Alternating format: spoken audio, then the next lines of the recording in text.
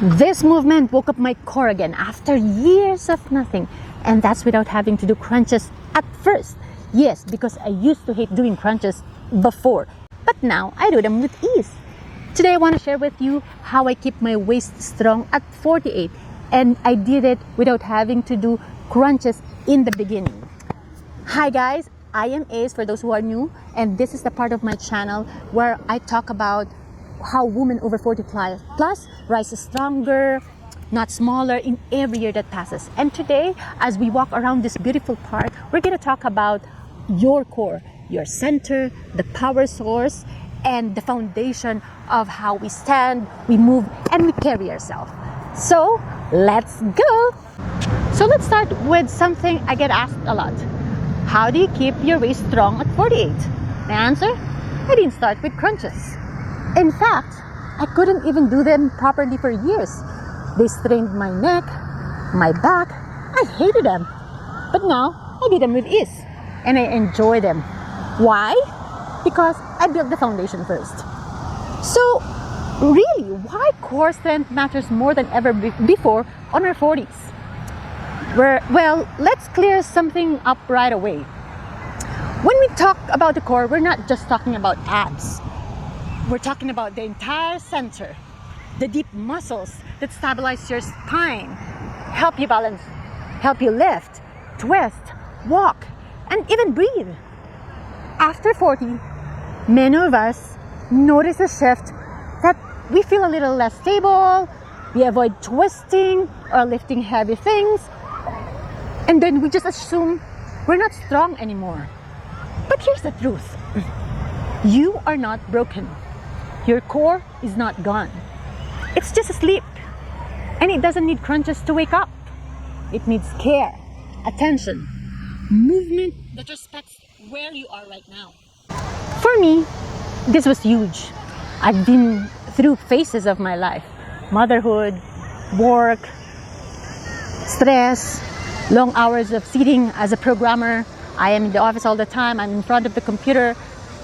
And I knew I had to rebuild from the inside out. I really didn't go to get a six-pack, but to feel powerful in my own body again. Now, what's my turning point? That was a day that changed everything. I bent down to tie my shoes, and I felt a pull in my lower back. Not an injury, but a warning. I felt this as a warning. That tiny movement told me, hey, I think you've lost your connection to your core. Not because you're weak, but because you haven't been using it for a purpose. That little voice was in my head when I felt that pull in my lower back. So I made a decision. I didn't do a crazy day or a crazy ab challenge exercise, and I didn't chase a flat stomach. But my decision was to relearn what strength feels like from the ground up. It started with 0 crunches, just movements that reconnected me to my core, to my center. So here are the movements that I did. First, plank hold. Do this for 30 to 60 seconds. Start on your forearms or hands, engage your core, breathe. This alone builds full body stability. The next one is standing side crunch. 15 reps per side. Stand tall, lift one knee to the side as you pull your elbow down. This targets your obliques and challenges your balance. The third one is glute bridges. 15 reps. Lie on your back, knees bent, lift your hips while keeping your core engaged. This works your backside and your deep core. Now next is dead bug or bird dogs. For dead bug, what you need to do is lie on your back with arms extended toward the ceiling and knees bent at 90 degrees above your hips. Slowly lower your right arm and left leg toward the floor while keeping your core tight and back flat. Then return to the start and repeat on the opposite side. Now for bird dog, you start on all fours with your hands under shoulders and knees under hips, keeping your back flat and core engaged. Extend your right arm forward and left leg back until both are in line with your spine. Pause, then return to start and switch sides. Now, both of these movements are low impact, but they are powerful. They train opposite sides of your body to coordinate, which is key for daily movement. The next one is heel taps or standing march. For heel taps, just lie on your back with knees bent at 90 degrees and feet lifted off the floor. Keeping your core tight, slowly lower one heel to tap the floor, then return to start and repeat with other leg. And then for standing march, stand tall with your feet hip width apart and core engaged. Lift one knee toward your chest as you swing the opposite arm forward, then alternate sides in a controlled marching motion. Heel taps and standing march are great for engaging your lower abs without the floor work. I do 2 to 3 rounds of this 3 times a week. Takes about 20 minutes, no crunches, no machines, just deliberate movements that bring your waist back to life. At the beginning, they felt so simple, too simple even, but they woke up muscles I hadn't felt in years. I began to stand taller, sit with more support, and surprisingly, I felt lighter. Not because I lost weight, but because my body was working together again.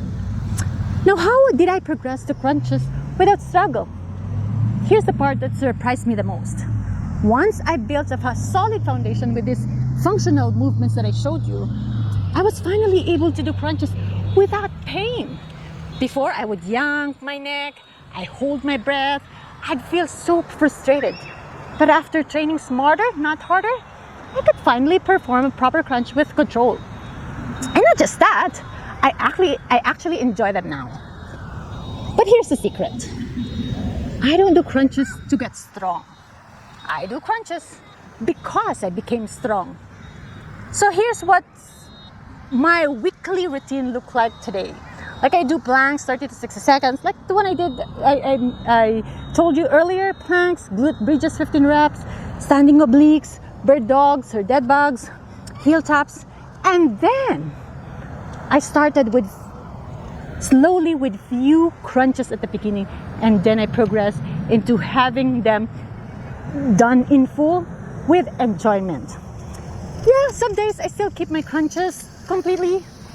Other days I do a full crunches with my core being so pumped up. Because now I listen to my body, and my body says, I've got this. This is not about chasing aesthetics.